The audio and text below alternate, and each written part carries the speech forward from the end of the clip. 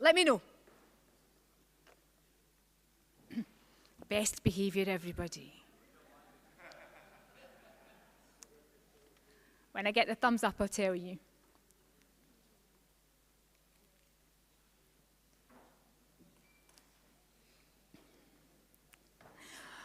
Welcome back, conference. We are now live, and I'd like to show you a video.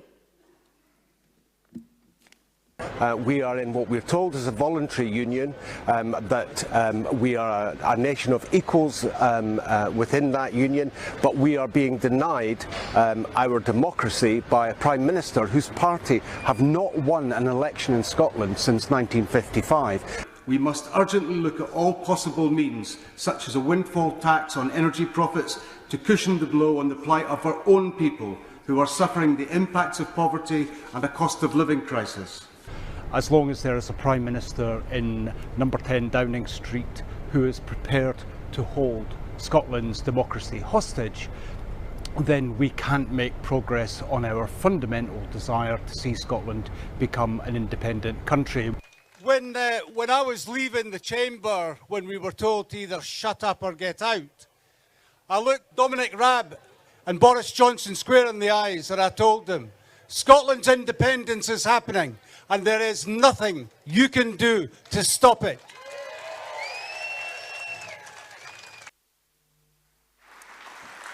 Conference, please welcome our Parliamentary Group Leader, Neil Hanvey MP.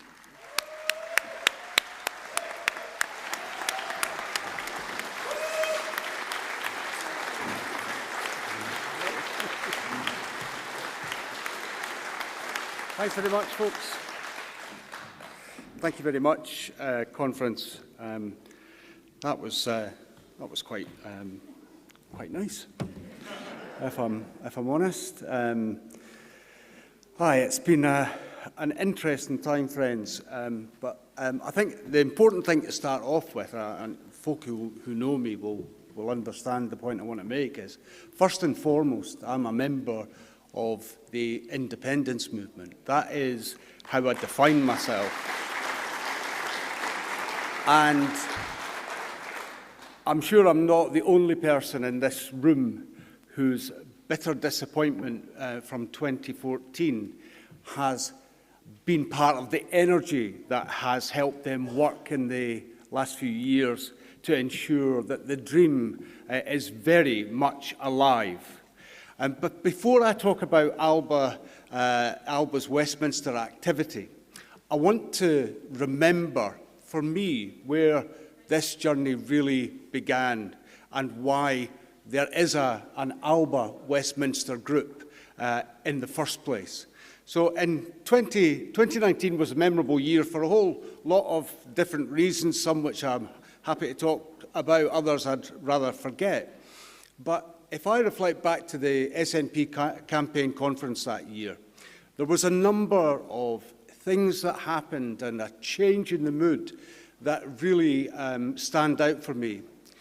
And I was one of those people who was sitting in the crowd when Chris and Angus MacNeil brought forward their Plan B. And I believed that there was a secret plan. I believed that there was a strategy that would take Scotland to independence. But the reality was that the secret plan is to rubbish Angus and Chris and then to adopt that policy and try and implement it anyway. And that is no secret plan and that is not a strategy. So Alba exists because we are absolutely necessary. And there is one simple truth, that no one and nothing will tell me to stop campaigning for Scotland's independence.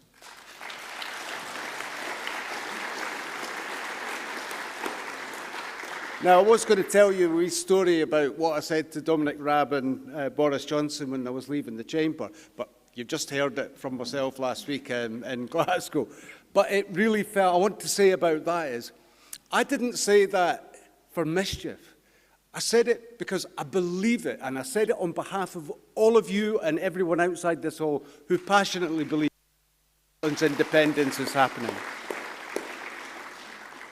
But look where we are now.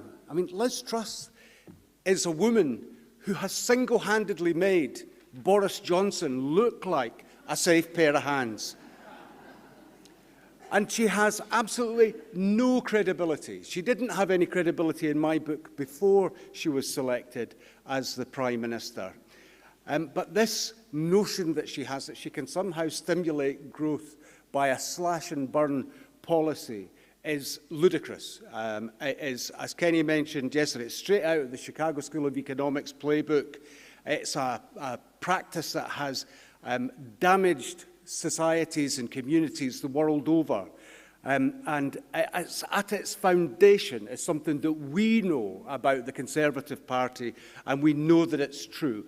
Our rational arguments, our strategy and policies for the common weal are not shared by Conservatives in Westminster. Their principal focus is greed.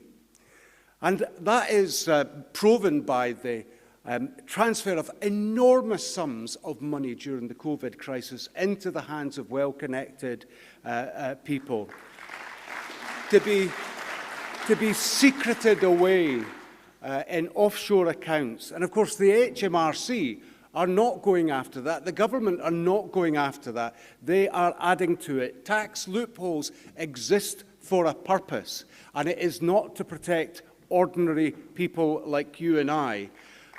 The HMRC is for little people. Food banks are for little people. In-work poverty is for others. Interest rates hikes and unaffordable mortgages are not for the Conservatives. But where are Labour in all of this mess? Well, I tell you where they're not.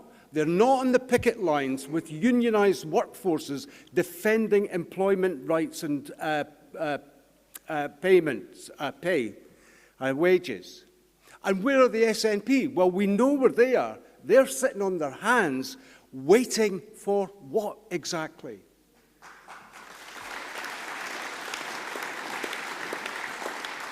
We need a healthy debate, and we have discussed different routes to independence this weekend. And all routes to independence need to be on the table. And along with SSRG, Salvo, Robin McAlpine, and the illustrious bloggers, we are leading the debate. Make no mistake. We've discussed history, and history is important, but we have to win the political arguments. At the moment, those arguments are taking place within the UK state apparatus, and I understand the frustration that many of you feel that that is where we are at the moment. The Westminster government are part of the UK state apparatus, as is the Supreme Court, as is the Scottish government. Indeed, where we find ourselves is that the Lord Advocate for Scotland is effectively making the case for the union. I recommend you read Craig Murray's coverage of that to get a good sense of what exactly is happening. It's a bit like asking the jailer to politely, please give me the keys so that I can get out of here. But there's no sense of urgency or commitment to that. So what do we need? We need MPs in Westminster who have the purpose and courage to negotiate our independence, not to dot I's, not to cross T's on government policy. We need to go there with the urgent priority of withdrawal from this union.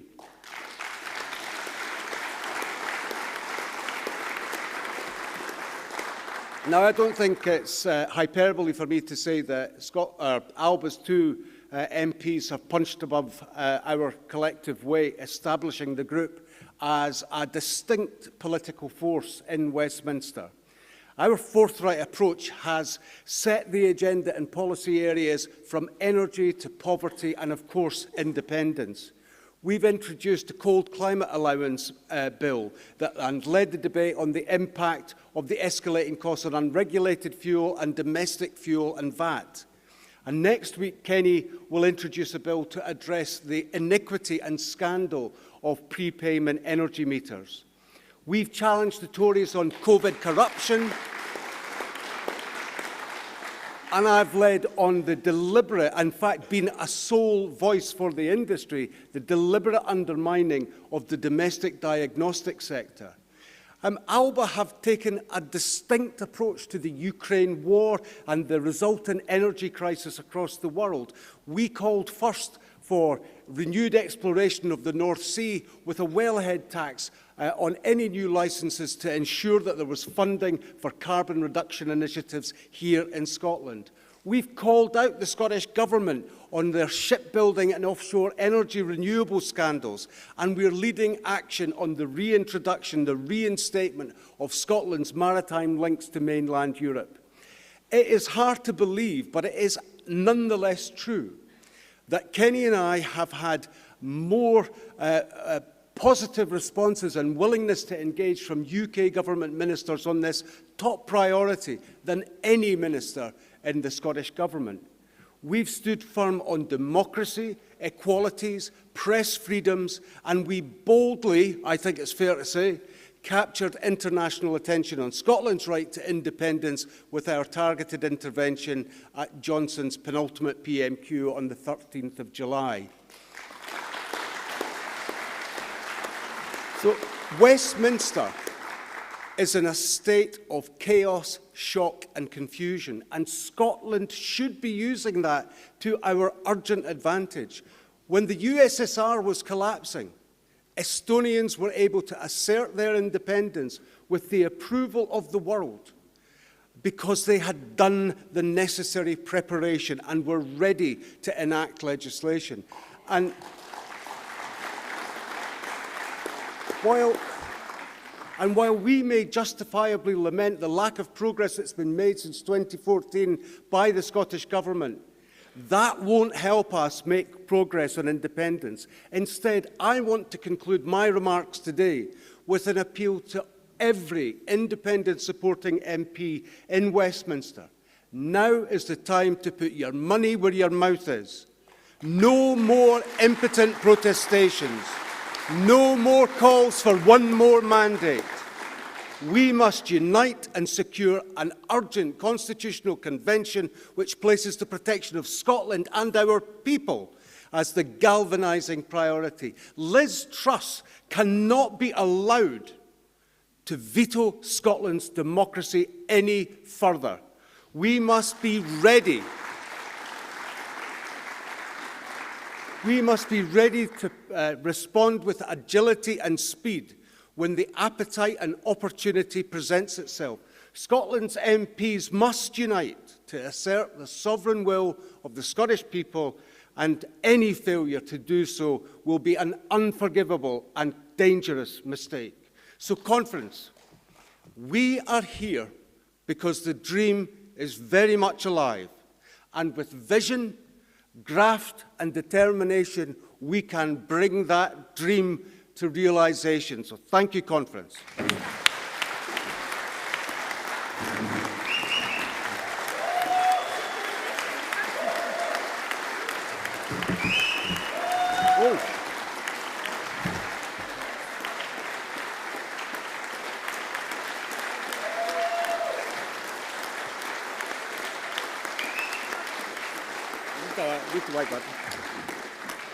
Sorry, wasn't expecting Thank you very water.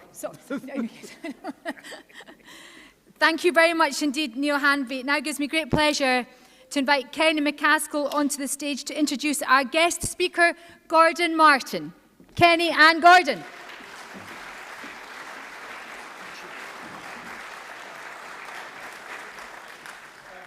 If it's not Alex, it's Kenny. I mean, I do try. It is on the agenda. I mean, I do my best. While I have your attention, I wonder if I could ask your permission, and I can't do it without your permission. We've got a very full agenda, and I've got lots of people who want to speak, and I would like to let them speak on the motion on defence and security and abstentionism. So I have the following proposal for you. Very kindly, motion number 11, which is due to be heard this morning on Health of the Nation, has been agreed by the proposer and seconder to be taken into the second half after lunch. So that's one proposal. The second proposal is that we shorten our lunch break from 1:30 to 2 p.m. That just gives us 30 minutes. I apologise to the fringe events. It can still go on in a shorter space of time, though. But I do think, with your approval, I really would like to hear from members on 2 substantial debates which I have a number of cards in. That will allow me, hopefully, to hear from people who've put in cards. So my proposal is we will hear motions 10 and 12. That's Defence and Security in Independent Scotland and Abstentionism before lunch. Lunch will commence at 1:30 and finish at 2. And immediately after lunch, we will commence with the motion that I've passed up on at the moment, which is motion number 11 on health of the nation. I can't do any of this without your approval. Can I have your approval to that proposal?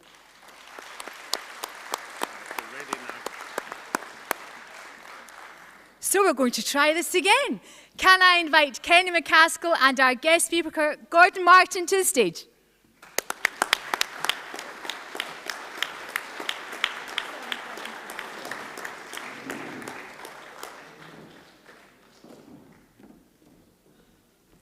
Good morning, delegates. It's a privilege to introduce our next speaker, Gordon Martin. I've recently, along with Neil, we've been standing on the picket line with Gordon and indeed with other colleagues of his. We're delighted that he's made time to come back and to address us. As you know, he is the Scottish Secretary of the RMT, and they are currently in battles with governments both in Westminster and in Holyrood. Welcome to the club, so to speak. But it's important that we hear, because his members represent our country. They're the staff on our railways. They're the crews on our ferries. They're the workers in our offshore sectors. They keep our transport hubs moving. They keep our remote communities sustained, and they fuel our economy. And yet they are struggling as the cost of living increases and wages are not matching it. That is why they've had to take industrial action. People don't choose to do so on a whim or a fancy. They do so because they've got to pay the bills, they've got to feed their children, and times are hard. And that is why it is a privilege to ask Gordon to address us. We stand with him and with his union in the fight for fair working conditions and a decent living wage.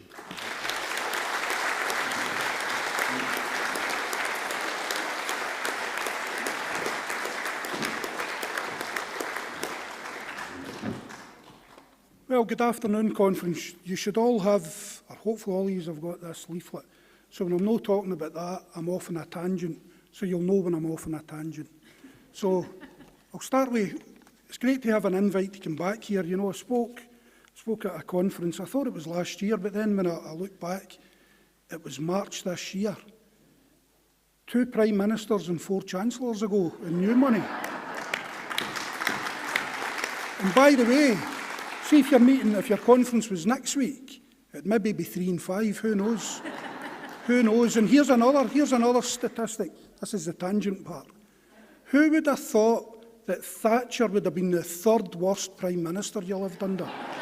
The 3rd worst. So here we are, Thatcher the 3rd worst. And what you need to remember, you know, we've got the so-called rise of the Labour Party, Labour ahead in the opinion polls, etc.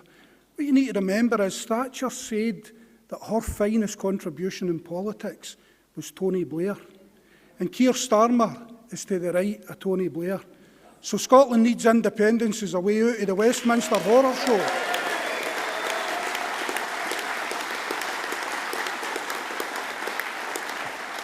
Because I'll tell you what, I don't want to be the generation that hands on less to my kids and their kids and all future generations. And as it stands at the moment, that's what's on the menu at Westminster. That is it. That is all they've got to offer us. A transfer of wealth and power from working people to the elite. That is what's on offer. And I'll tell you another thing. The Scottish National Party, the Scottish Government, need to up their game big time. Because if there's a referendum next year, and it's a big if, and I'm not convinced some of the leadership of that party want it anyway, if there's a referendum, what are they going to offer? What boldness and transformation of people's life is going to be on offer? Because I ain't seen much sign of it at the moment. And if there was a referendum, say it was now, without a bold programme and without inviting the whole Yes family in to participate in that, it'll go down to defeat. And if it goes down to defeat, the game's over, the buzz burst. And none of us in this room want that, because we all know, we know what's on offer at Westminster, whether it's the Tories, the current Tories, or the Red Tories with Starmer as Prime Minister. Same meat, same gravy, you know. So that is what's on the agenda. You know, I was talking with Kenny and Neil earlier, and Jim, and Mick Magahey get mentioned. And Mick Magahey said shortly after, I think it was the miners' strike, that a whole part of that class war, because this is the latest stage of the class war that we've got bestowed on us now, but that class war in the 80s was all part of a plan by the ruling class to dismantle the welfare state. Now, they haven't fully succeeded, but they're having a good go at it now. Absolutely a good go at it now. And if we're not careful, we will not have a national health service in 2 years' time. That is my honest belief. They're setting it up, writing it up for privatisation. Constant drip, drip attacks on it. The NHS is in crisis, the NHS is in... Of course it is, because you're understaffing it and under-resourcing it. That's why it's in crisis. That's why it's in crisis. Same with all the public services. So, if you want good public services, you need to pay for them. I don't have a problem with paying for good public services I mean, the measure of any society is how it looks after it's old and it's young. We're not doing a very good job of that at the moment. Fair play to the Scottish Government, maybe doing a bit better. But if the benchmark is the Tories at Westminster, it's not a very high bar to go over. So we need far more transformative agendas in social care, right across the health service and every service that you guys rely on. And I'll now move on to what I'm here to talk about, which is this leaflet. So,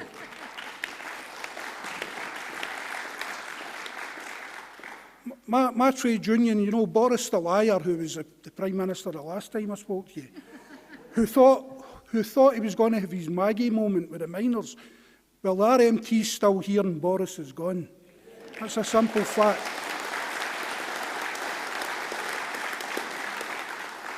So Boris the liar thought he was going to smash the RMT through... This is an absolutely defensive dispute on our part. All we asked for was a pay rise. Our members at Network Rail and the 14 train operating companies that we're in dispute with, 4 of them cross-border into Scotland, haven't had a pay rise. This is the 3rd year. So all we asked for was a pay rise. It's part of normal collective bargaining, normal way of doing things, trade unions management. It became crystal clear almost immediately that the UK government were driving the whole agenda, and what they have is a programme of cuts. Now, I'll go on to the train operating companies in a minute, but at Network Rail, this programme of cuts includes cutting the maintenance regime by at least 43%. So the work that men and women do on the track to keep you safe, talking about cutting it by at least 43%, cutting the maintenance workforce by at least a third. Now, the simple fact is, if you cut that maintenance regime, cut that workforce, they will kill people. They will have blood on their hands.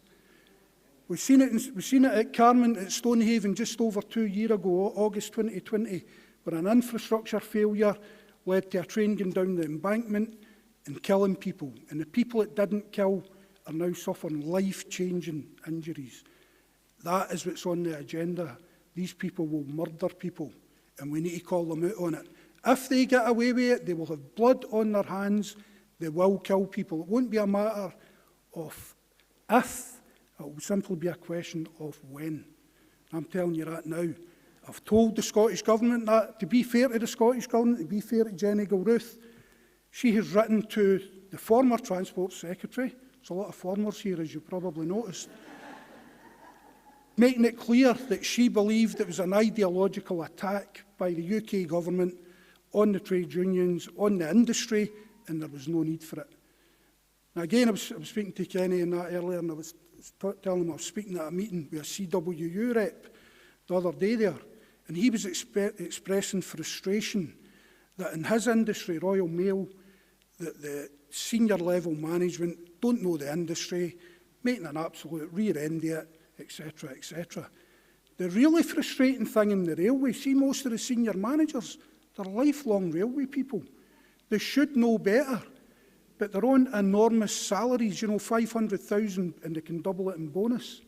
So their salaries rely on them being spineless and just doing the bidding of the UK government. And these people will have blood on their hands, and I know some of them personally, blood on their hands.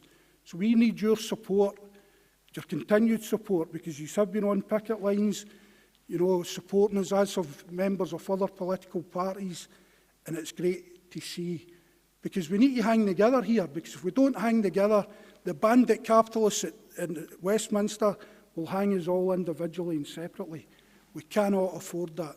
So I welcome the support for Alba, hence the reason I'm here today, and it's great to be invited back. Absolutely fantastic. And as I say, 4 chancellors, 2 prime ministers ago, who knows what it'll be next year if I get an invite.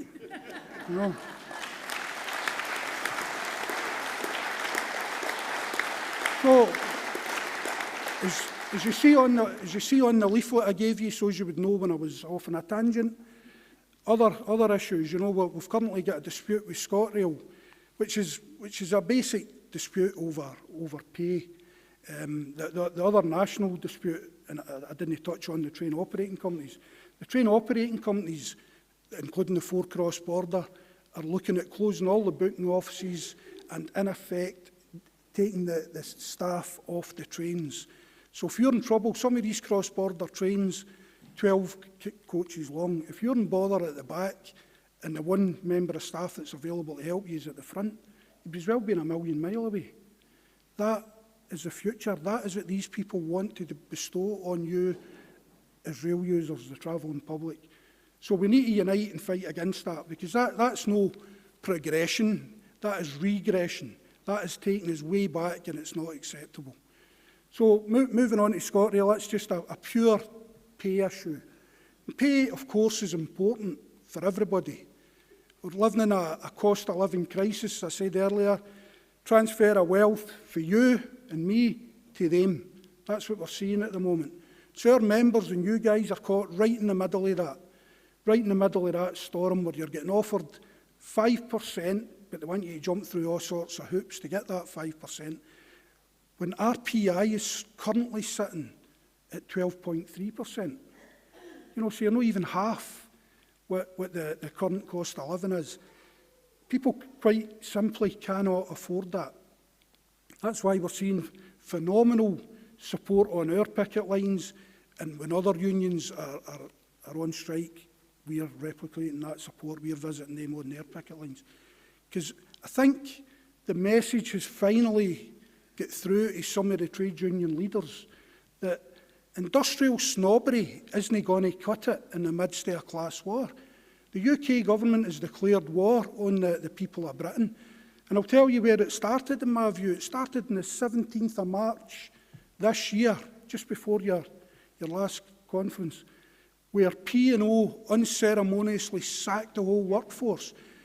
The UK government, Grant Shapps, who I mentioned a minute ago, was all sorts of warm words, but I knew at that time P&O done what they done with the full knowledge and complicity of the UK government. That has since become clear to everybody with a sorry we can't do anything about it. A big boy done it and ran away, we'll just need to go on with it. That is the mentality. So that was the first shot for the UK government. And you can see the direction of travel that we're currently going in with this individual who is certainly, when I come up here to speak to Prime Minister, she might not be now. But you can see the line of travel with these people and the clique round about her. Banning strikes, banning the right to protest, banning this, banning that, reintroducing or lifting the cap on the bankers' bonuses. The bankers bankrupted this country. We bailed them out, and now they're about to do it again. And who's going to pay for it? Us, if we let them get away with it. So again, we need unity right across the piece to stop that from happening, and it's great to see the unions working far better together, because I think the penny has dropped. We really are in this together, and if we don't hang together, they will hang us separately, which none of us can accept or afford. The other couple of issues on the leaflet, Caledonian Sleeper. Now, I could not believe that when they split up the ScotRail franchise in 2015, I think it was, or 14, and they gave the night service, the sleeper, to Serco, the specialists in failure. That's what we called them, the specialists in failure. And I remember we had a dispute with them, and it was about the old trains, the old sleeper trains. And the Serco management's line at the time was it was going to be a hotel on wheels. And I would always say, you didn't tell us it was faulty towers. and that was the situation our members found themselves in. So at last the Scottish Government have decided to implement the break clause in the contract and remove the specialists in failure from the sleeper service. Now, what they haven't done, though, or if they have, I've missed it, what they haven't done is said what they're going to do with it. Now, we'll certainly be making the case for it being brought into public ownership and being re-established as part of ScotRail, which they should never have broke up in the first place. Never have broke it up in the first place. The sleeper service now, although it's newer trains, you need to be a millionaire to use it. You need to be a millionaire to use it. It's bloody extortionate. Good service and all that, but it's no good having it if you can't use it. So again, it's a detriment to the travelling public, detriment to the tourist industry, because it used to be rammed out all summer long with people from Europe and elsewhere going to London, getting the sleeper up, spending a few days in the Highlands. Some of these American tourists might have the money to do it, but certainly the other part of that business, which was, I used to use it a lot myself to get to London, etc., and back, it's unaffordable for people. So hopefully, at last, common sense will prevail and the sleeper service will be brought back into ScotRail and bring the prices down so that it can be used by people for leisure, but also for work purposes, rather than just aiming at the top end of the tourist market. Other issue is Calmac ferries. Now, here I groan. See, that's the message they want to get out to you, but the real message is Calmac is an iconic brand. It's in public ownership to one extent or another, and it should remain fully in public ownership. But it needs to be governed better, and we're making the case for a people's Calmac. So rather than the directors on the board being people that wouldn't know the front end for the rear end of the ship, we want people that use that service, islanders, on the board, and of course we want a say on it. We want a trade union representative on that board.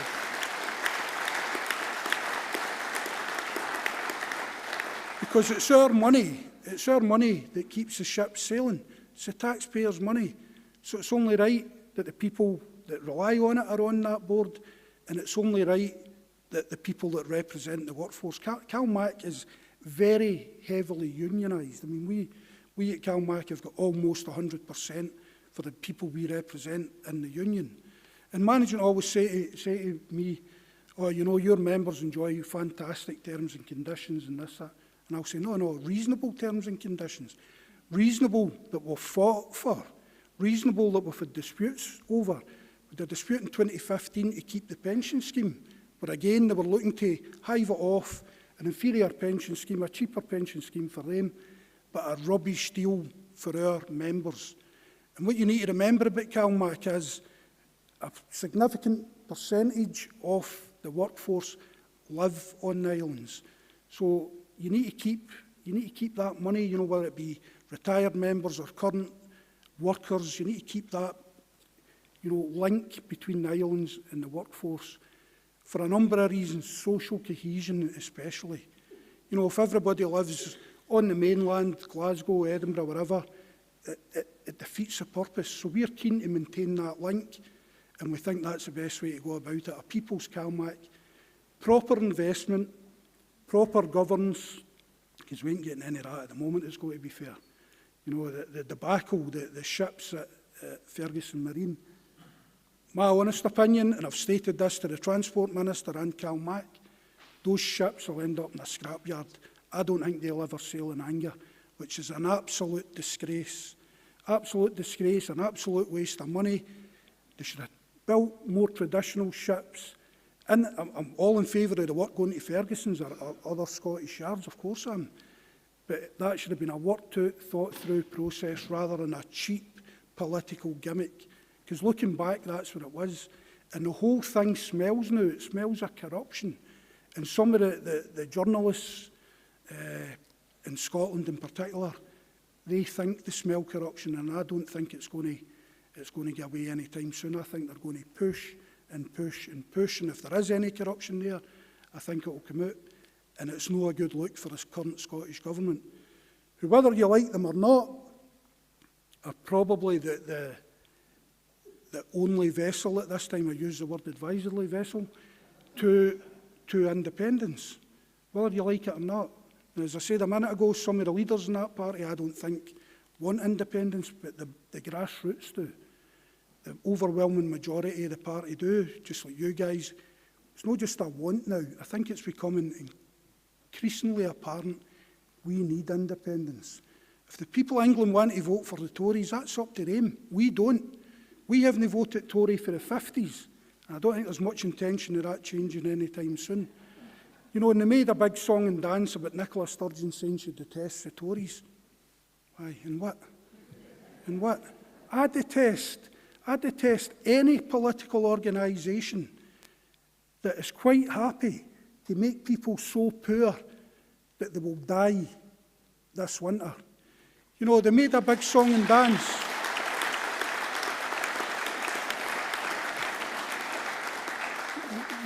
You know, the political establishment and the media establishment made a huge song and dance when the Queen died. You know, you couldn't put the telly on for about a week and a half.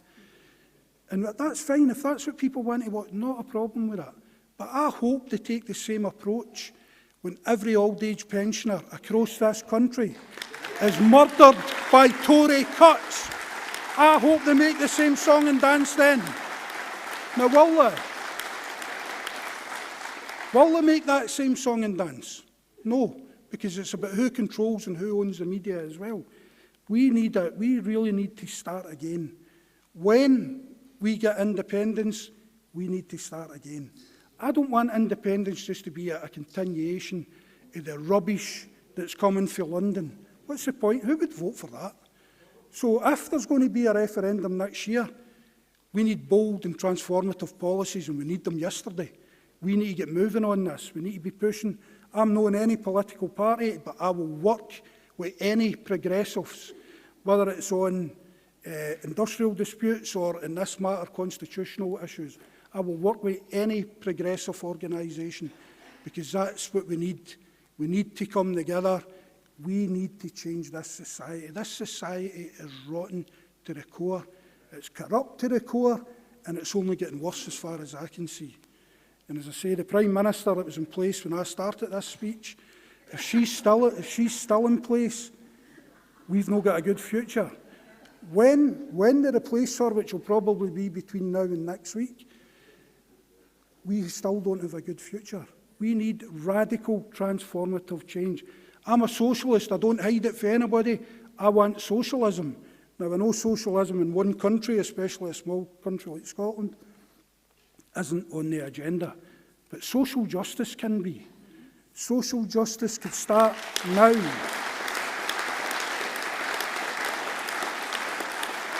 Now, we know we ain't getting it for Truss and Co at Westminster, but I expect better for the SNP.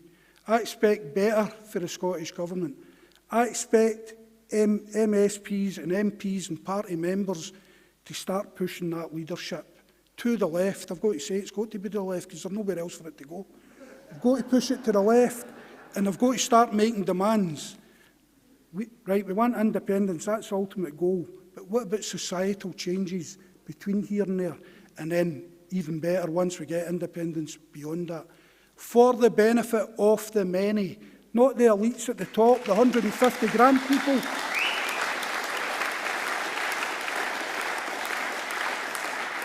it's got to be for you guys, and more importantly, as far as I'm concerned, your wains and grandwains and all future generations. Now is the time. Now really is the time. As I say, they've declared a class war. And don't think it's going to end with the working class, because the middle class are going to get screwed over here as well. Middle class people are going to wake up and say, I can't afford that. Well, we couldn't 10 years ago. Austerity has been on the firm agenda here for 2008 and probably before that, and now it's on steroids. Austerity on steroids. And as I said a minute ago, they are going to kill people. And I hope social media does the job that the mainstream media should be doing and saying, your policies killed 20 people in this town, 10 people in that town, 100 people in that city. We need to call these people out for what they are. Absolutely for what they are. Because see, if we don't, see the line of route they're on now, we're heading for a police state as a minimum, the UK government, and beyond that towards fascism. Because these people are out of control. These people are absolutely out of control. It's a whole elite cabal, which includes all the mainstream media, who you can see are going increasingly to the right as well. No challenging the politicians on any issues of substance. They'll challenge them on personality clashes and stuff like that. But the real, exactly, no personality, good shout. They don't have personalities. They're lumps of wood. They're absolute lumps of wood. When you see them, they're robots. So that's the challenge in front of us. On the industrial plane, we don't have our troubles to seek. You know, we're under attack from the most right-wing government, certainly I've ever seen. People can go back a bit further than that. So we're under attack for a right-wing government on the industrial plane, but also they're trying to smash our societies. As Mick McGahey said, part of the miners' strike was about crushing the miners so as they could decimate the welfare state. That's really on the agenda here now. That is really on the agenda. And even if you've got a well-paid job in good terms and conditions, if you get back to your house at night and your community is starved of the facilities that it used to have, well, what's the point? So we need to stand together. We need to build solidarity between the trade union movement and the communities. As far as I'm concerned at the moment, the only real opposition to this Tory government is the trade union movement. The only real opposition. No, you've got Keir Starmer instructing his front bench not to go to picket lines. Absolutely outrageous. They close in the name, Labour. It didn't take me long to work that out, Keir. And as I said earlier, Thatcher's biggest claim to, what she done for I was going to say the people, but for Tory politics was create Tony Blair. And Starmer's to the right of him, without a doubt. So the Labour Party's been hollowed out, and even if they win the election, they ain't coming to our rescue. So we need to look after ourselves. We need to look at Scotland. We need to look at driving societal change in Scotland. And we need to work together to do that. And that, as I say, I'll work with MD to do that. But I'm not going to stand in the sidelines and being treated like a mug with a growth commission, which is austerity for who knows how long. No good enough. No good enough. I ain't an economist, and I don't claim to be, but I know enough about it to know that when everything that we need to survive has gone that way, while their tax at the top, etc., is going down. And don't think that's off the agenda. They'll be back for that. When everything for them, their profits are going up, our pay packets are going down, our standard of living is going down. That is all we have facing us, no matter who's in power at Westminster. So we've got to break that chain. We've got to work together to do it. I'm certainly, as I say, willing to work with anybody on any front that is a progressive step forward. And let's get do it. Let's get working together. Let's send a clear message for this conference that yous are standing in solidarity with the trade union movement, with RMT, on the unwarranted and unnecessary attack for the UK government. And we're standing with any progressive in society who's looking for a better life for them, their kids and grandkids. Unity is strength.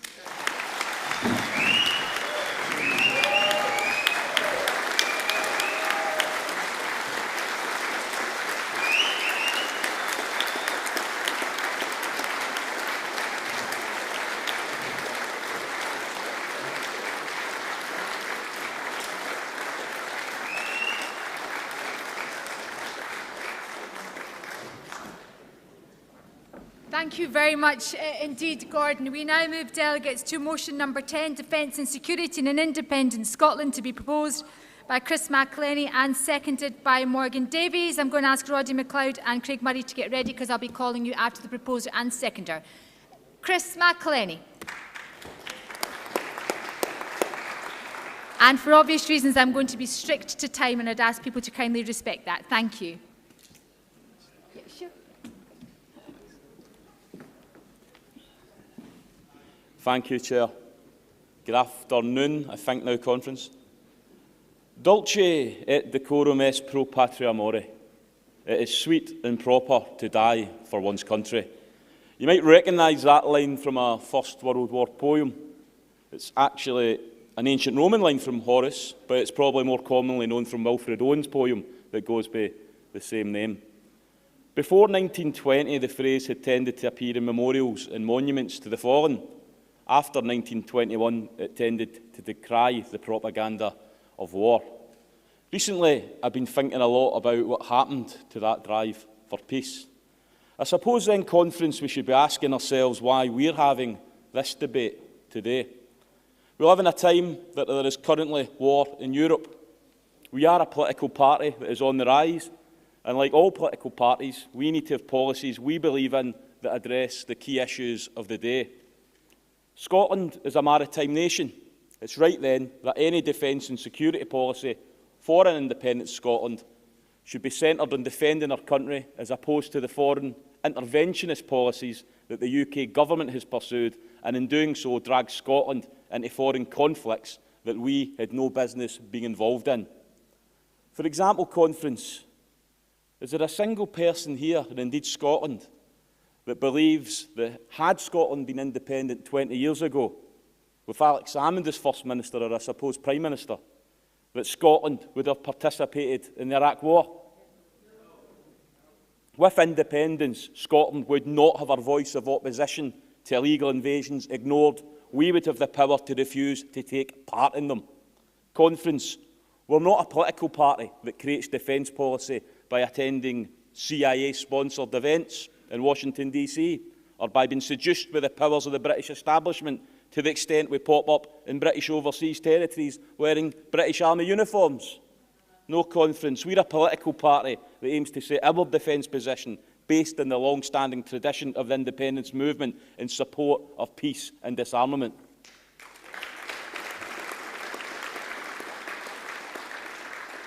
Therefore, Conference, I'd like to thank everyone that took part in the National Assemblies we held on matters of defence, security and nuclear disarmament that guided me in forming this resolution.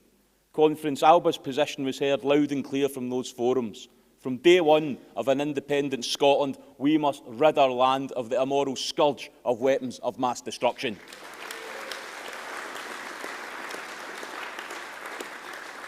Conference, when I think back to the 2014 referendum campaign, quite often I think of the positions the No campaign adopted that have now been absolutely destroyed and have no credibility to be relied upon in a future campaign. They told us vote no for the strength of the pound. It's now tanked to a 40-year low. They told us vote no to stay in the EU. We're out. Vote no for a stable economy and lower interest rates. Vote no for cheaper energy. Bills are through the roof. Vote no to lead the UK. We've been ignored. But Conference, one thing that I've been challenging myself on recently are there arguments that we made in 2014 that are no longer fit for purpose for the world that we live in today. And one of these arguments is, should an independent Scotland be a member of NATO? In the lead up to the independence referendum in 2014, I believed that an independent Scotland should be a member of NATO. I even spoke in favour of that at another party's conference in 2013. So, Conference, what has changed? The answer's simple: the world around us. Last month, I saw Scotland's First Minister, take to Twitter to celebrate the deaths of over 41,000 Russian soldiers as a result of the Ukraine conflict. Of course, the actions of the past 7 months should be absolutely condemned, Conference, but we should never accept a situation that the casualties of war should be something to celebrate.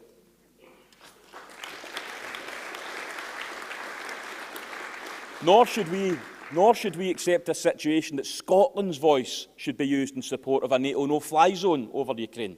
In practice, this means shooting down Russian jets, an act of utter folly, one that could escalate the situation towards nuclear war. In these past 7 months, there hasn't been a single NATO member state calling for peace and dialogue in Ukraine. Where are the world leaders in their calls for a peace summit? There has been not a single NATO voice calling for a de-escalation, but instead the opposite. Every call is for more weapons to be sent to the area to ensure the war continues. Our Scottish Government even sent £65 million of military support to Ukraine. Of course, this was one matter that the UK Government had no problem at all with the Scottish Government spending our resources on reserved matters. Conference, the NATO of over a decade ago is not that of today. As an independent country that is a member of it, the risk of Scotland being dragged into conflicts we do not support would be real. The increasing seduction of our politicians by NATO forces would inevitably lead to a rollback of the speed at which Scotland removed Trident from the Clyde. Conference, or position I put to you is that Alba will not support an independent Scotland's membership of NATO. And these are the principles this motion aims to set out, and I ask you to support it, Conference. Thank you. I now call Morgan Davies to speak, to second the motion.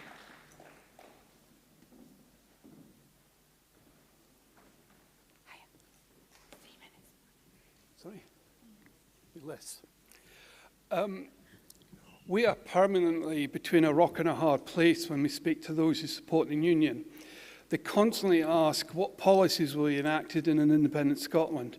But when you give them answers, they start picking away at the minor points and saying, oh, I couldn't possibly support Scottish independence because your transport policy might not deliver a bus to my village. So what this resolution on defence and security in independent Scotland does is set out some broad principles and rationale behind any before we get to any formulation of specific defence requirements. The obvious factor to consider is that when it comes to Scotland, as the resolution says, is that our largest area that we will need to maintain our security and defence over is our maritime regions. We will have only one land border with a country which we presume, at least military, will not be hostile. So that is one of the considerations that we need to consider. Committing our party to a policy of independent Scotland not joining NATO is an indication to the world that an independent Scotland will reject the current US-UK foreign policy that has seen an invasion of Iraq, an occupation of Afghanistan, followed by the debacle of withdrawal, the destruction of Libya and Syria. It is inconceivable that the people of Scotland would elect parliaments that would vote for such reckless and destructive acts. And I'm sure they won't. And whilst this resolution confirms that our party policy will be not to join NATO, we will have to reassure our Scandinavian nations, our Scandinavian neighbours, that we will cooperate for mutual security and defence purposes with them in the defence of the North Sea and the security of the Greenland Sea and the Norwegian Sea. We don't need to be in NATO to have friends and allies, but it will be for independent Scotland to choose on what terms that is done. Our commitment to the security of Europe comes from our commitment to joining the Organisation for Security and Cooperation in Europe and to stand with all the other states in Europe to promote the peace and security of Europe and of the wider world.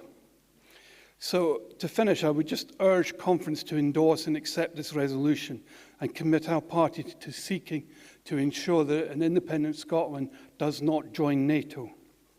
The time may come when it is right for independent Scotland to choose a new defence policy, but that will be for the sovereign people of Scotland to decide at the ballot box. But for now, I would urge you to support this resolution. Thank you very much.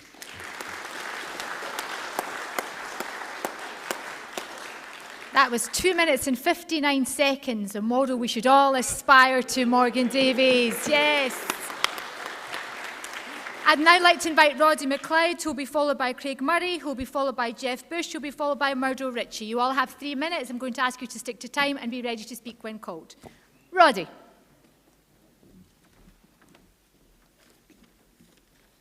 Thank you, Chair.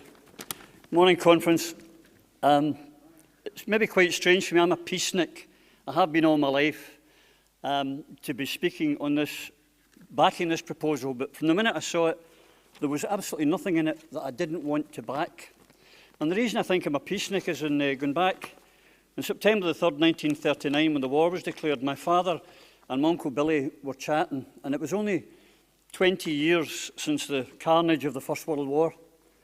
And my father said to my Uncle Billy, he said, look, if we stay long enough, we'll get conscripted into the army and we'll be in the trenches, and that's not good, because there wasn't a street in Scotland, there wasn't a tenement building that didn't have a death, a limbless son returning home or whatever. He says we should join that Air Force, because all their airfields are in the country, and the Germans probably won't even know where they are. And he joined and was in the RAF regiment, and he was there in the forces for 6 years. But when he came back, it was later in life, my mother told me, he was a very changed man. And he was very much against war. And he said if there was ever another war, he would make sure my brother and I never served in it. He would send us to Ireland or Sweden or some other neutral country. So I think that's what made me a peacenik. And I've been against wars. I went through to Edinburgh to the American consul to protest about the Vietnam War. Like a lot of you in here, I was against the Iraq War, the Afghanistan War. I also remember when we were bombing Serbia, in the great words of Alec, an unpardonable folly. I believed it then, I still believe it. And so I am a peacenik. However, this is not about offence, as the two previous speakers have said. It's about defence, and we need defence, and we need it maritime. It's absolutely what we need. But the two things that attracted me to the independence movement in the first place, of course, was independence, but was unilateral disarmament and getting rid of these filthy weapons in the River Clyde, and that covers this. And the other thing that I'm most opposed to is NATO, the North Atlantic Treaty Organisation, which now wants to expand into Asia. That is not defensive, that is offensive. And this country, throughout our history, should know we don't want to go to war with other countries. We only defend ourselves. And this document and this motion absolutely covers that. We will be defendable and we will have a defence, but we will not be offensive and we will not be going to foreign wars. Please back the motion. Thank you very much indeed, Roddy. I now call Craig Murray to speak in support of the motion. To be followed by Jeff Bush and final speaker, Murdo Ritchie. Again, if I can request that speakers make their way to the front, because you are between, you're keeping delegates from their lunch. Welcome, Craig. Government. Thank you. It's my first time at an Alba conference. I would have been here last year, but I was unavoidably detained.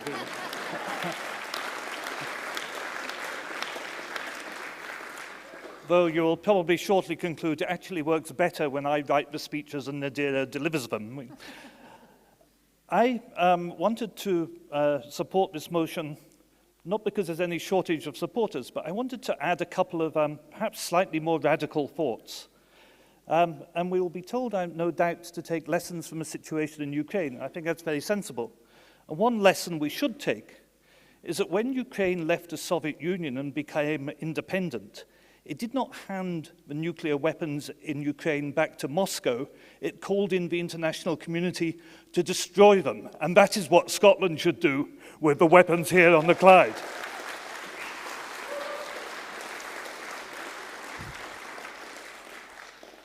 The government down in London is the government of a rogue nation.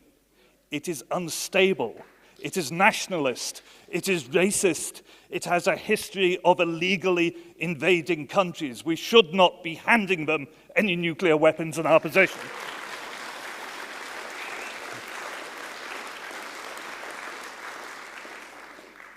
The other lesson we should take from Ukraine is that the country most likely to attack you is your former colonial occupier.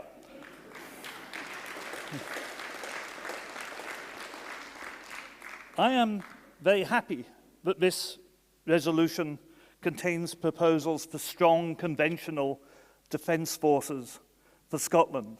But when you have strong conventional defence forces, you have to configure them with some idea of who they are defending you against. And there is one country which has a history over centuries of attacking Scotland, and it is not Russia.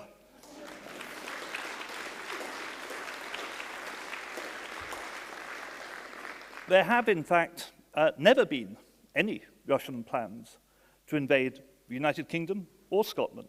Even Stirling never actually contemplated an actual attack on Scotland. I'm not a fan at all of Vladimir Putin. I condemn the invasion of Ukraine. But Putin's policy has always been to try to expand Russia, to get back into Russia, Russian-speaking areas of the former Soviet Union.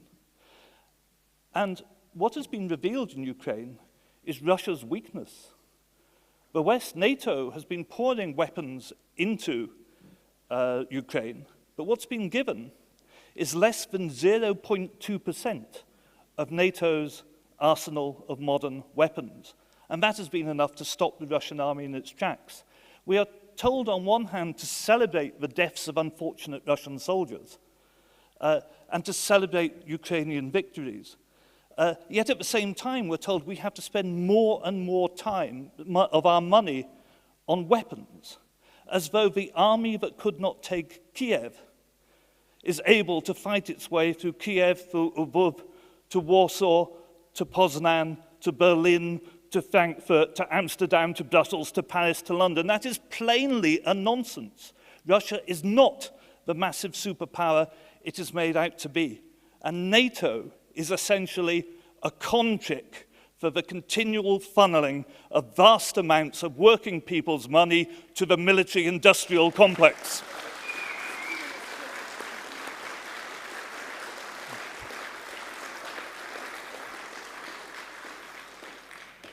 We do not need it. I want to see strong Scottish forces.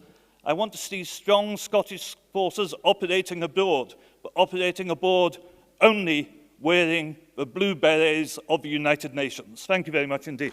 Thank you, Craig. Thank you. I now call Jeff Bush to be followed by our final speaker, Murdo Ritchie.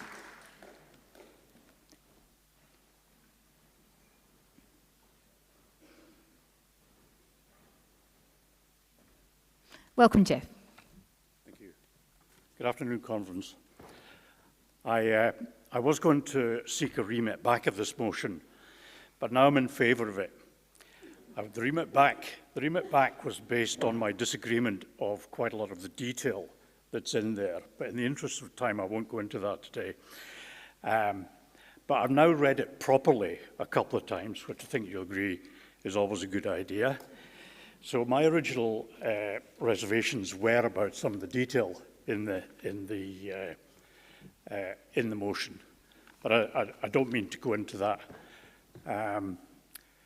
because of item 6 in the motion. Item 6 states that we should convene an expert steering group to further develop party policy into a full defence and security policy. That's what made me change my mind when I eventually got around to reading it. So with all this in mind, please support the motion. Thank you, Jeff. I now call our final speaker, Murdo Ritchie.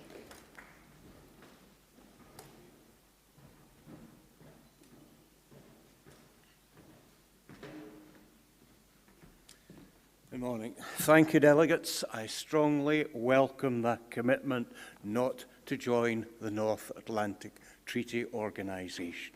The North Atlantic Treaty Organisation has been the organisation of violence since 1945 to keep the former European colonial powers holding on to their possessions. It is important that this issue is discussed because it is rarely discussed in any political party. There's much in this that I would like to talk about and like to discuss, but there is one item in this that I want to concentrate on, and that's in the paragraph 5 here about bilateral relations. Now, I agree with bilateral relations in principle, but I think we also have to be aware that NATO also has its own structure of bilateral relations through the Partnerships for Peace programmes and a number of dialogues. While NATO has expanded geographically eastwards, it has also expanded through these programmes to erode neutral and independent countries. It has done this by making sure they can claim they are not full members, while at the same time carrying out exercises, participating in all sorts of activities, and of course, most importantly for many countries, integrating their economies into the structures of NATO. So these things are fundamentally important. We must not just simply reject NATO. We must not allow ourselves to slip gradually into its structures. That is something that is fundamentally important. So we need to take a very, very firm stance in respect of NATO. And I would suggest to you that one of the models that we should look at is the post-war Irish Republican government. Under Sean MacBride, later awarded a Nobel Prize and a Lenin Peace Prize, he made a very firm rejection of Ireland joining NATO, despite having the US having a bilateral relationship.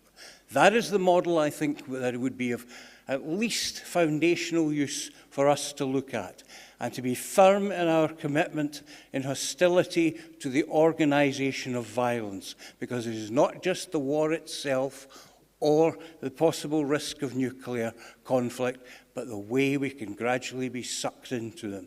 So I welcome this motion, and I hope there are many things in it I would like to discuss in other ways, and I hope we sometime can have that discussion. But thank you, delegates, and I commend this motion. Thank you, Nigel. Thank you.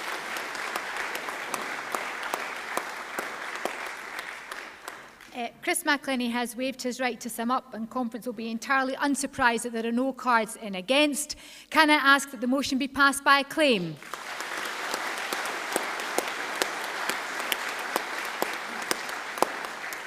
We now move to the final motion before lunch, which is motion number 12, entitled Abstentionism, to be proposed by Yvonne Ridley. The seconder who's detailed on the agenda, Dr Andrew Docherty, has withdrawn as the seconder, will now speak in favour of the amendment. So can I take a formal seconder from the floor so we can hear the debate? Thank you very much indeed. Please welcome Yvonne Ridley to propose the motion. Yvonne, you have 5 minutes, and welcome.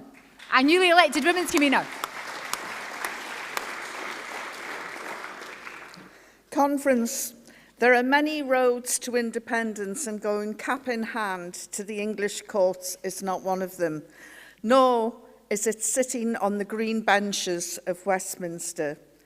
Taking part in the activities of the British Parliament is not a revolutionary act, although our dear comrades Kenny McCaskill and Neil Hanvey came close to it when they made global headlines after being expelled from the House of Commons, and for that I salute them. They broke the rules. They broke the rules, and that's the trouble, Conference, because once you go into that chamber, you sign up to the rules as laid out by the Speaker. These rules are not our rules. These rules do not serve the people of Scotland, nor do they serve the politicians from Scotland. We've all seen the scenes from Prime Minister's questions, the biggest theatrical farce played out every Wednesday, where the government and even the opposition stand up and gang up on Scotland's democratically elected politicians. By merely walking into Westminster Chamber, those politicians are recognising the legitimacy of what goes on inside.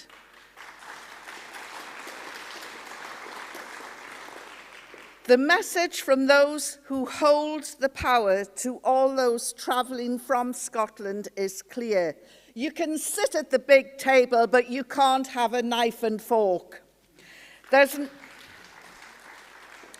not even thin gruel for the likes of us. It's time we worked to our rules and not Westminster's. The longer our Alba politicians stay in Westminster, the greater the danger they will become ensnared in that rotten constitutional system. Just look at our friends in the SNP. Most of them are already displaying signs of Stockholm Syndrome. They even made a play to grab the title of Her Majesty's official opposition, arguing that after the backstabbing Labour MPs voted no confidence in Jeremy Corbyn, the SNP had more of a claim to the title of official opposition. One even inquired about a position to become Deputy Speaker. How the hell can... He knows who he is. I'd never heard of him until I discovered he'd blocked me from Twitter, but never mind.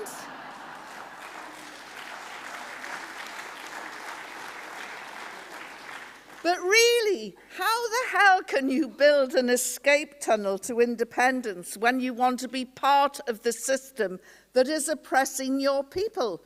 I'm not saying we shouldn't stand in future general elections, but we should be following the example of our friends in Sinn Féin who do get elected but simply do not.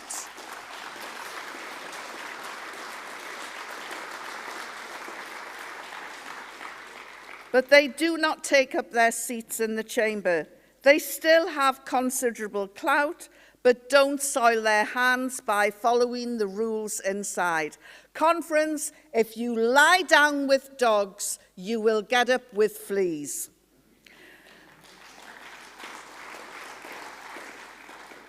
I ask you this, what are the benefits of trying to hold a government to account, especially this Truss government?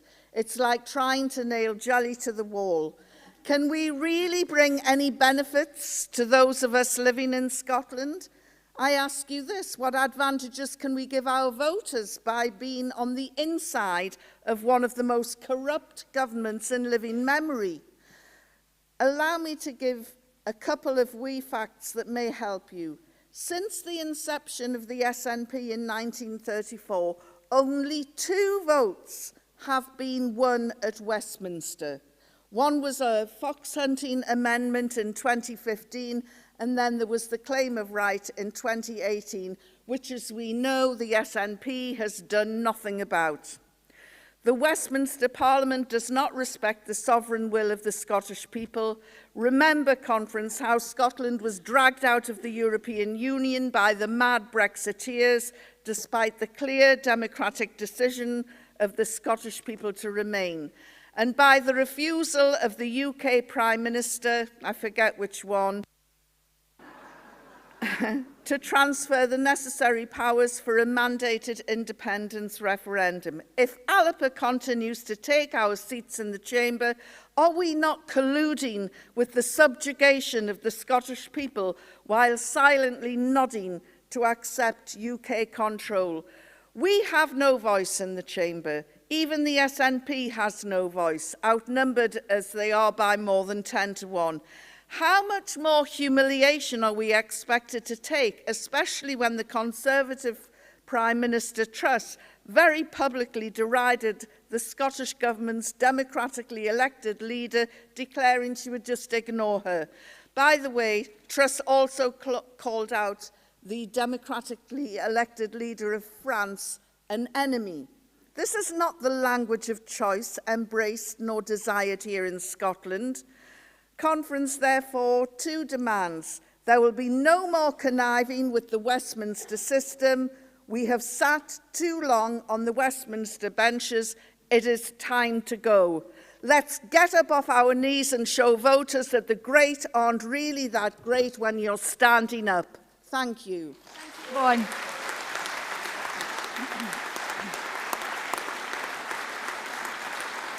Thank you, Vaughan. Can I now invite Hamish Vernal to propose? I'm going to come to you in a second. Hamish Vernal to propose the amendment, who will be followed by Kenny McCaskill, who will second the amendment.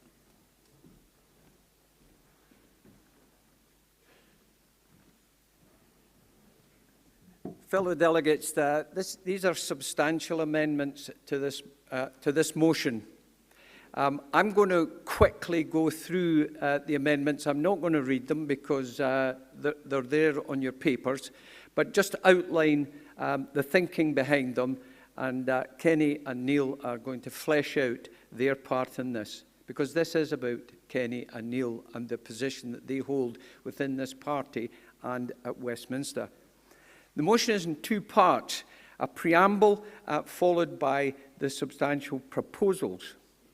In paragraph 3 of the preamble, after "by taking their seats," we would insert "without a plan to use the institution as one plank in an independence strategy."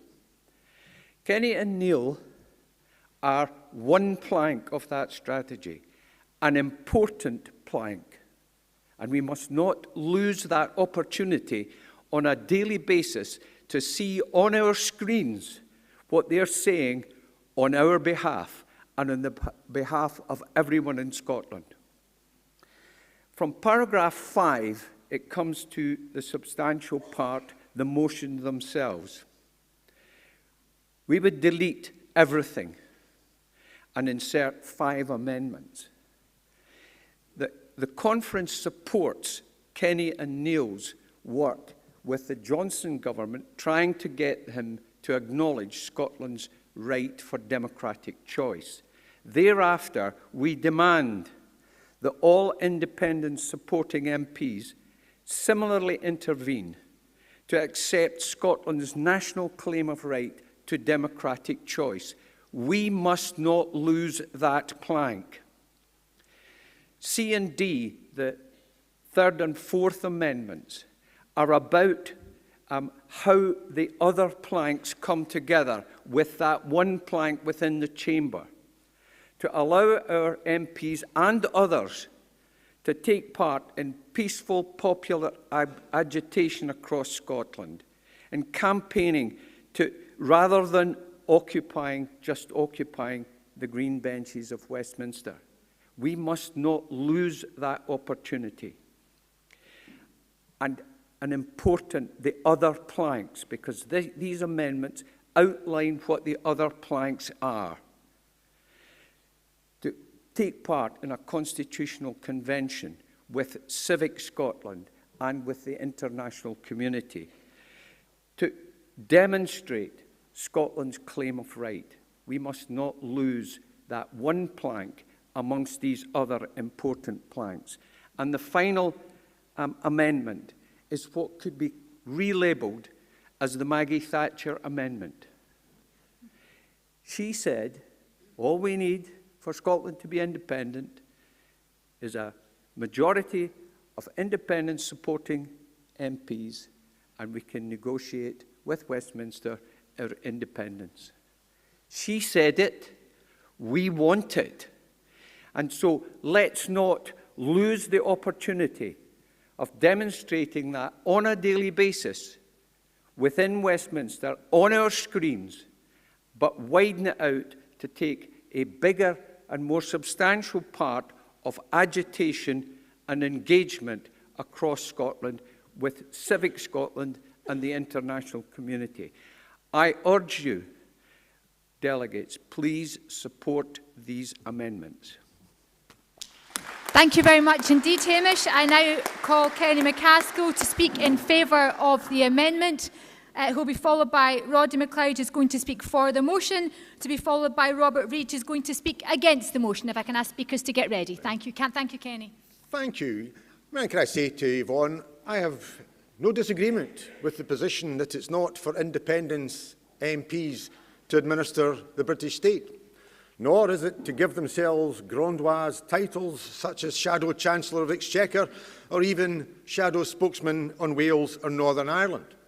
But even when within the SNP, and certainly Neil and I, since as Alba Party, have tried to put forward something called semi-abstentionism, because Westminster is there.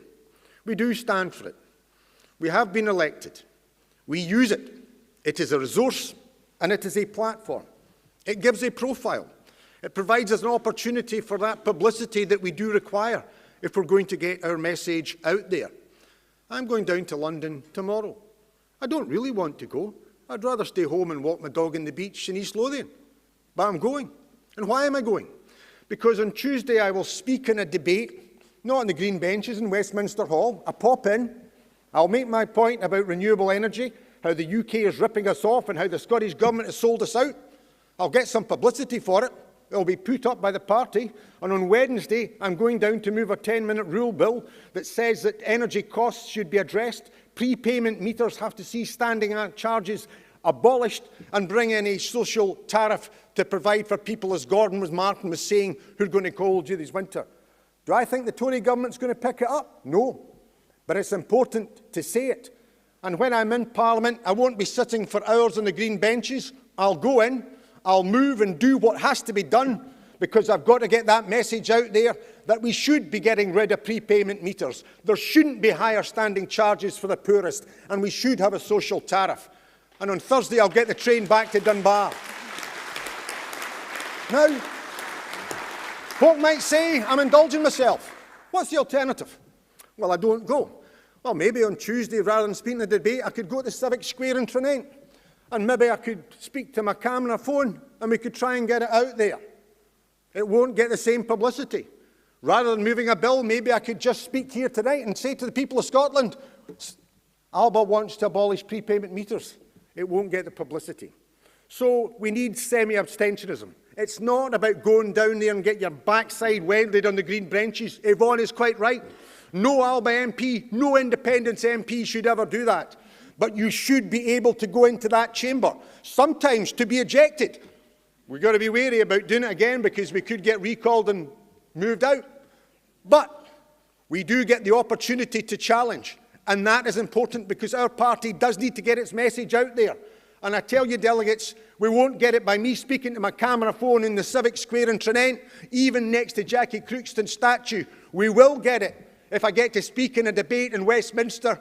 I'd rather not go there. I'd rather not be there. I don't want to be there for long. But when I do go, I use my time productively. Neil's up in Scotland next week because we do it week about. If only other independence MPs operated that way, we would go forward. So yes, I support the tenor of Yvonne's motion. But what we require at the present moment is semi-abstentionism. That doesn't mean we don't ever come to that journey. But it does mean that we use the platform, we use the resource, we maximise the publicity, and we get the message out there. Thank you, Kenny. I now invite Roddy McLeod to speak in favour of the motion, to be followed by Robert Reid, who will speak against, who will be followed by Sheila Adam, who will speak in favour of the amendment, who will be followed by Dr Andrew Docherty, who will speak in favour of the amendment. Roddy McLeod, 3 minutes. There we go. Seems the amendment's getting lots of speakers. Thank you, Chair. Deal in the cards I've got, Absolutely. Roddy. I want to firstly pay my personal thanks and appreciation and admiration for our two fantastic members of Parliament. This is not about them. In the amendment, when Hamish said, oh, this is about... No, it's not. This is not. This is about the principle. And that's what I'm up to talk about. Because the thing about, to me, is Westminster is corrupt and Westminster corrupts. I think the time has come to take a leaf out of the books of our Celtic cousins in Ireland. The Sinn Féin party, since its inception, has refused to take the oath to the monarch or to take their seats in the Parliament and the green benches. Who do you think is going to have a border poll first or a Scottish referendum first? Their abstentionism has not slowed them down. It has not prevented them getting their message out. They've just had to do it in a different way. And it's to say that, well, let's not do it because we can then, the Thatcher Amendment, well, we're still going to elect MPs, so we can still have the Thatcher Amendment. They just won't be going into that Parliament. And back in the late in the early 19th century, you'll all have heard of the Irish Parliamentary Party, led by Parnell, who I know our leader has a great deal of respect for, and John Redmond. And they went to Westminster, and they went there to get home rule for Ireland. And they became the dominant party in Ireland. And then they sat down in the green chairs, and they kept going. And even once when they had the balance of power, they still didn't get home rule for Ireland. And then some Irish people decided it was time to start a new party. Does it sound familiar? And in the 1918 election, they wiped out the Irish Parliamentary Party, and I'm talking about Sinn Féin. They didn't take their seats. They went to the Dáil, and they declared their independence. Although 33 of the ones that were elected were still in British prisons, they still had their independence, the Free State, and it moved on. But you come to Scotland, what were we doing at that time? Well, while the Irish were getting their independence in the Free State, the Red Clydesiders were flexing their muscles. And we had the Battle of George Square in 1919, and we had some of the great heroes of the Red Clydesiders, like Maxton, Shinwell, John McLean, John Wheatley, Willie Gallagher, Davy Kirkwood. For all the socialists in here, I can see the tears coming down the cheeks here at the very mention of these names. And these men, some of them were arrested after the Battle of George Square. And in fact, two of them, Manny Shinwell, in my lifetime, I can remember Manny Shinwell, he got 5 months in an Edinburgh prison. So you weren't the first one, Craig, who got jailed for their political beliefs. And only when the election came in 1922, the Independent Labour Party, which was founded by Keir Hardie's principles of Home Rule for Scotland, eradicating poverty, getting rid of the scourge of unemployment, bad housing, and they won. They broke through with 29 members of Parliament.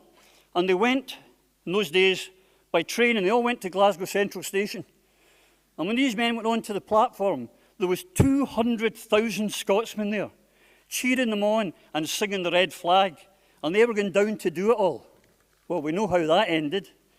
And it wasn't we're getting rid of the scourge of unemployment or improving the housing or the poverty in Edinburgh and Glasgow. They get sucked in.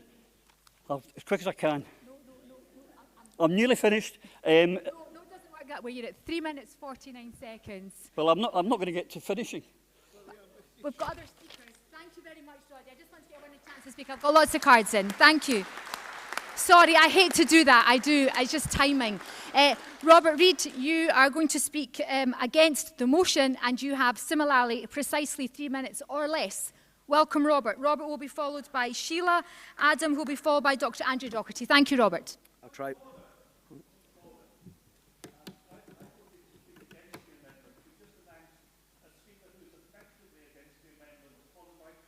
Yeah. Thank you for your point of order. Right.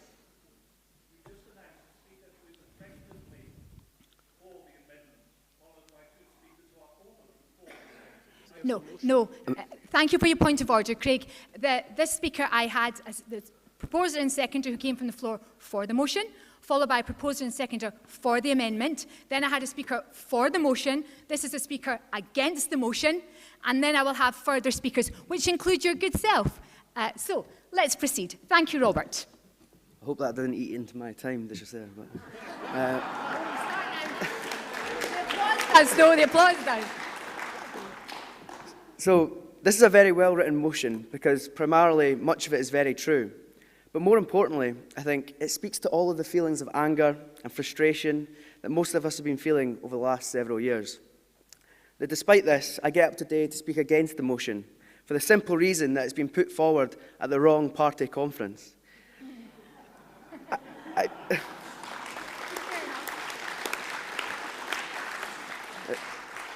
I believe we pride ourselves in having a different approach to the SNP. While it's true to say this will put clear water between the two parties, we can also do that by having our representatives settle up Westminster as opposed to settling down. This motion is spot on when it states that Scotland's MPs are outnumbered and our voice is not heard. It's spot on when it states that the last 7 years have reaped little reward or benefit for the people of Scotland. But it is wrong to suggest that the treatment of these problems is that two of the most steadfast voices for independence in the Palace of Westminster should not show up.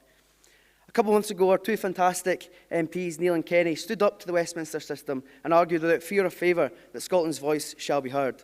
Kenny and Neil's actions that day grabbed the media's attention and disrupted the holy grail that is questions to the Prime Minister, to the immense anger of Speaker Lindsay Hoyle. Now, I don't know about you, but I'd like to see actions like that repeated and to see the veins popping out of Lindsay Hoyle's head day after day, week after week, month after month. It's by sending MPs to Westminster we have an opportunity to emulate much of the disruption that Charles Stewart Parnell had created. Our representatives will be able to lead the way and set an example for SNP MPs and to the wider public about what direct action looks like in the Palace of Westminster. Our party leader, Alex Salmond, has talked at length at Alba book roadshows across the country about a framework by which we propel Scotland to independence. It consists of parliamentary action, appeals to international audiences, popular agitation, and of course, political will. I believe as a party we have that political will in abundance. I believe as a party we have that determination for popular agitation. I believe as a party we have the expertise and ability to make such international appeals. And in our two MPs, we can engage in disruptive parliamentary action. If we abstain, we lose that weapon in our arsenal. I'm sure the public, with this continued campaign, will start to begin asking questions of their SNP representatives and start agitating for change. By abstaining from that place, we lose the ability to lead. Now, as I've touched on previously, this motion plucks on all the right heartstrings. It speaks to everyone's frustrations. It's a chance to stick two fingers up to the Westminster establishment. But it ignores the opportunities we have at our fingertips. With strong, passionate voices, not letting the will of the Scottish people be silenced, we can force that change. Now, touching on the amendment, I was pleased to see it, and I agree with everything that it states, but I do question its relevance. We've already voted for an independent strategy that references parliamentary action as a key plank of that strategy. So whether you vote against the amendment or against the motion or in favour of the amendment, please do so Scotland's voice can be heard loud and clear. Thank you, Robert. I now call Sheila Adam, who will speak in favour of the amendment, to be followed by Andrew Docherty, who will speak in favour of the amendment, to be followed by Craig Murray, who will speak against the amendment, to be followed by Dave Llewellyn, who will speak for the amendment. Dave will be our final speaker, and I have taken every card I have had in. Yes, thank you very much. Thanks, Chair. Yes, it's not an easy one, and Rob hit the nail on the head, saying, yes, it does strike. The word Westminster strikes all sorts of terrible sentiment into all of us. What I would say, I'm here to support the amendment, but what I would say is an awful lot of Scots, and we all know this, are going to say, we've heard it all before in so many different guises and so forth. However, on balance, I am speaking in favour of the amendment. I do think, although I do think it's a very well-written proposal and there's strong arguments to abstain, being as there are two of us, probably two of you, we can make the best noise by being in rather than out of that system. I'm supporting because I think that what it means is that you're going to be holding Westminster to account with all that that means. I won't rehearse the arguments, they've been well rehearsed. We're all looking for action, and hopefully the guys can start to be seriously delivering that. And perhaps most of all, part of that Westminster system, very much now part of that Westminster system, is the SNP people who have had the majority vote, and probably most people in this hall, since 2015. So to hold them to account, I think, is a job that needs to be done. And therefore, I support the motion, the amendment to the motion, and I commend it to you. Thank you very much indeed, Sheila. I now call Dr. Andrew Docherty, who will speak in favour of the amendment, to be followed by Craig Murray, who will speak against the amendment. Welcome, Andrew. Thanks very much, Conference. It's not for the first time in my life that I've had to moderate a hot-headed decision that I've made in life. You know, quite a few months ago in our LACU, there was a great deal of frustration with the political apparatus of the United Kingdom, and whereas Yvonne and I were speaking, in very fervent terms about what was to be done and so on, and we conceived of this motion, most of which, of course, has got many arguments to support it. However, I've had time to reflect on a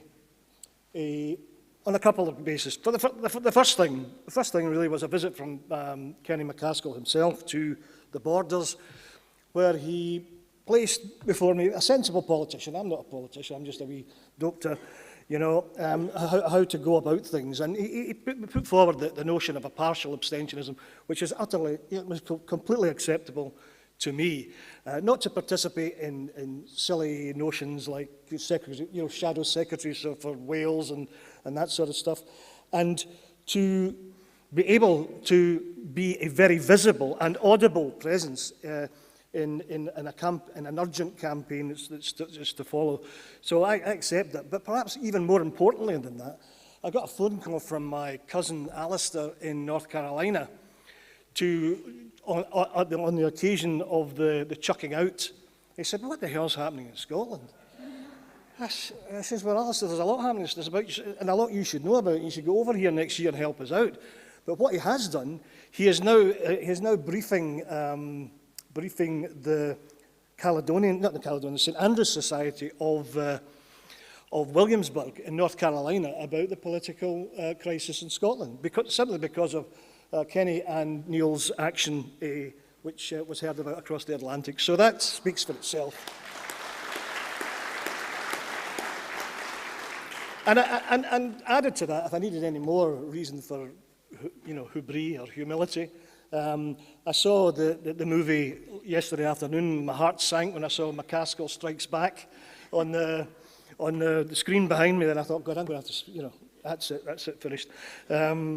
So what I'd just like to say, support the amendment, and I salute every item on that amendment, the further exemplary misconduct in Westminster if possible, because it is an example. It's an example which hopefully will be played out on the streets in the weeks and months to come because of the urgency of the situation. So that's an exemplary misconduct.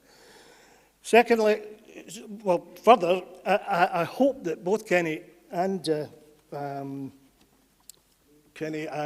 Neil, both Kenny and Neil will support and enhance, and I know Neil's already done a great deal in this way, every route, every modality and route to independence. And it was a great privilege of mine to be when Neil voiced the Declaration of Edinburgh.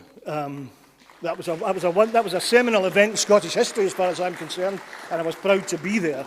And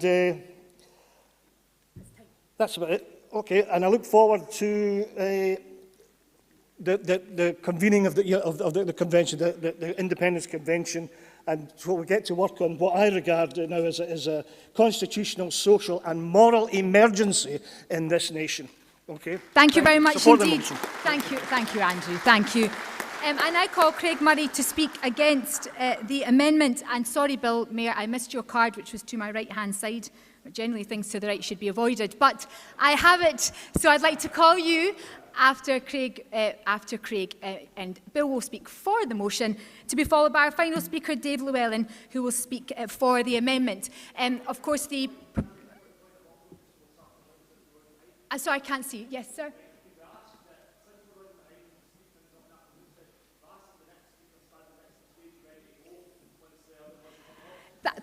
Thank you very much for that helpful point of order. I have asked that people kindly do that, which is why I read them 3 names in advance, which has been working against me in terms of how cards appear. However, I've asked them to stand aside. What we might well do, depending on how we get to the end, is and allow an extra 10 minutes for lunch. Anyway, Craig, I've not eaten into your time. You've got 3 minutes, starting now. Thank you. I was there. I was standing at the foot of the stairs. I didn't come to the stage because I thought my enormous good looks might detract from the previous speaker. I'd like to say I am a huge fan of both Kenny and Neil, both professionally and politically. And I very much hope they will continue for this Westminster Parliament to do what they are doing. And the motion does not ask them never to go to Westminster again. The motion says the next general election should be fought on the platform of abstentionism. And that's right. Because, friends, gradualism has had its day. Devolution has had its day. It is time for independence. And it's time we made clear statements that we are no longer going to be part of the Westminster regime. And I want to fight the next general election on the platform of abstentionism. And we will fight the election, and we will campaign, and we will elect good Alba MPs who will be as good and politically effective as those tremendous Sinn Féin MPs have been in Northern Ireland. It simply is not true to say that you cannot be a good MP for your constituency and for campaigning without going to Westminster, bowing and scraping and swearing obedience to King Charles. Sinn Féin have shown it. You don't have to do that. And they've also shown it is a tremendously successful electoral strategy in differentiating yourself from British rule. So the arguments being made against this do not stand up. It is not taking you out of the political arena. It is merely refusing to participate in one part of the political arena in which Scotland's representatives have participated far too long. Now, the next general election may or may not be a plebiscite election, apparently, depending on the will of the First Minister that morning.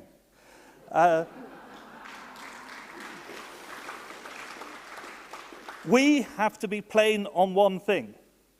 A plebiscite election means nothing else except an election where, if you win it, you declare independence.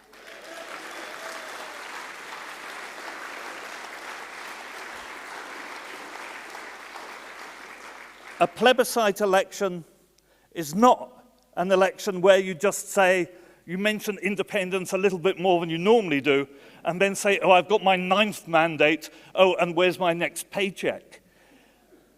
We have to differentiate ourselves firmly from the politics of careerism, of the political class making an easy living. Now, I know for certain that's not what our MPs do, but we have to make that plain to the electorate who aren't looking as closely as we are. We still campaign, we still elect Alba MPs, but we do not get there to waste their time on the benches in Westminster when they could be doing more useful stuff here in Scotland. Thank you. Thank you, Craig. I now call Bill Mayer to speak in favour of the motion and Dave Llewellyn to speak in favour of the amendment. Yvonne and Hamish, as proposers of the motion and the amendment, we both have the right to sum up, but you may think it's good, given we've had a good airing in the debate, to proceed straight to a vote. You would like to sum up? Bill.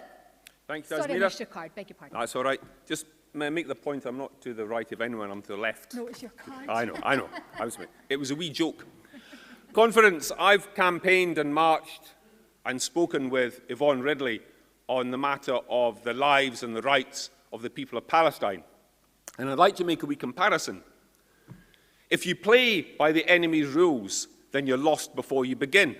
So the point's been made here before, if you go down to Westminster and you fit into their system, you're playing by their rules.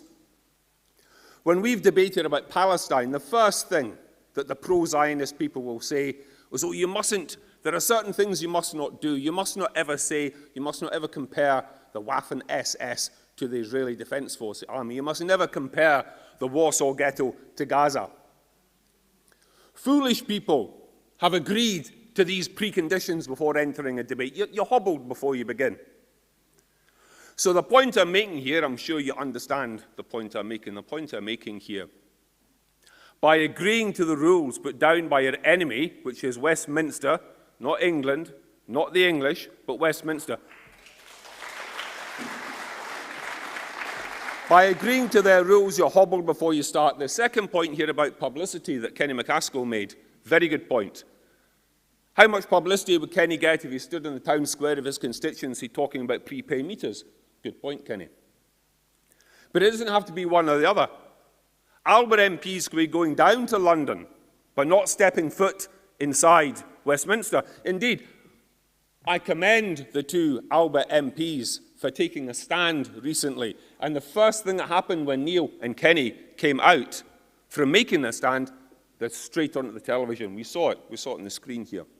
The television cameras want to know, why did you get kicked out? Why are you outside Westminster? I would love to see Kenny and Neil and any future Alba MPs making a regular occurrence of standing outside Westminster and talking about the issues that matter to us in Scotland. You can have your cake and you can eat it, but you don't need to play with their rules. Free Palestine! Free Scotland!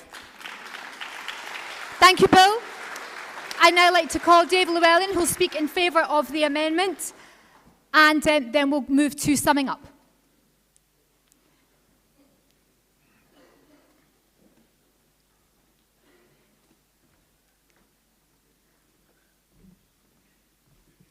Hi, Conference. This is one of the most difficult things I've ever actually had to do, because I have been so close to changing my mind every time I've looked at it. But eventually I've gone with the amendment, assuming that the word MSPs could be left off it. Because the MSPs are not solving people in Scotland, apart from as people. They're not as parliamentarians. They're basically subservient to the Scotland Bill. But everything else, I've had personal help. My family's had personal help.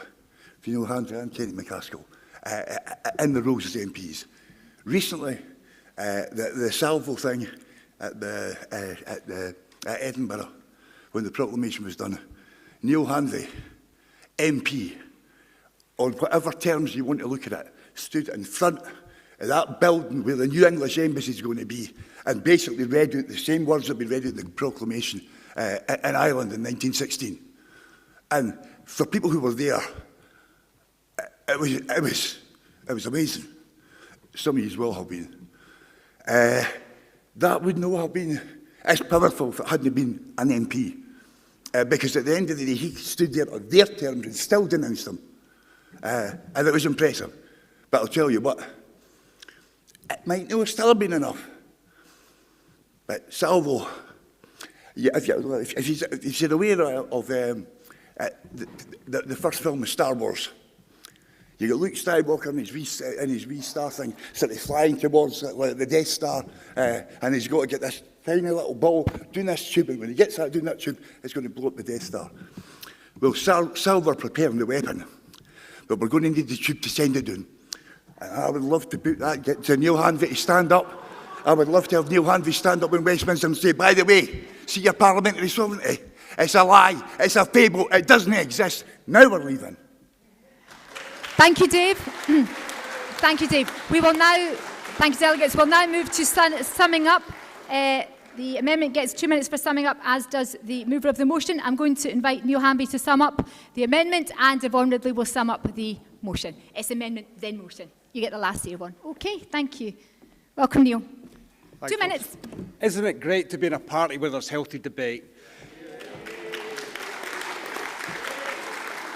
So, I don't think there's any disagreement with the principles that we're debating today. Everybody understands the situation, but to make a direct comparison to Ireland is not actually proper, because after the Anglo-Irish War, Eamon de Valera immediately after that, began negotiations. And despite their success, partition still took place. And so the northern part of Ireland, the Sinn Féin still participate in that democracy through the devolved administration. So Ireland has as a sovereign nation, it has a parliament, it has a president, it has all of those things, those necessary things to speak to the world and be part of that world. We're not there. They have a very specific and different argument, a very valid argument, but it's not the same as ours.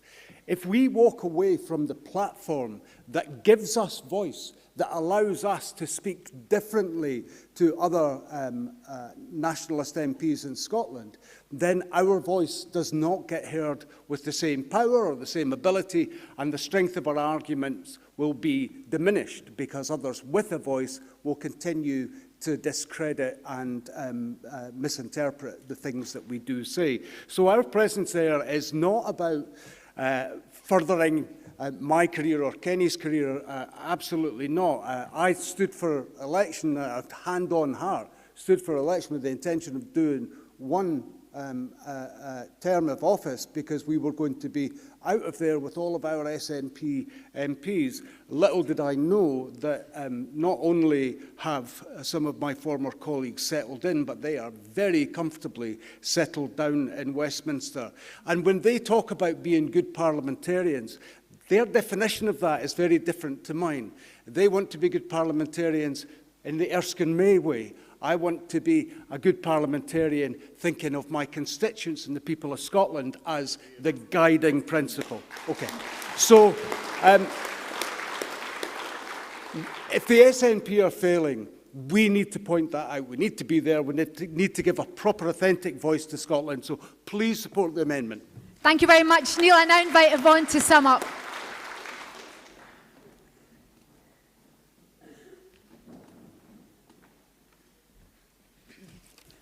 Thank you. Abstentionism is like being pregnant.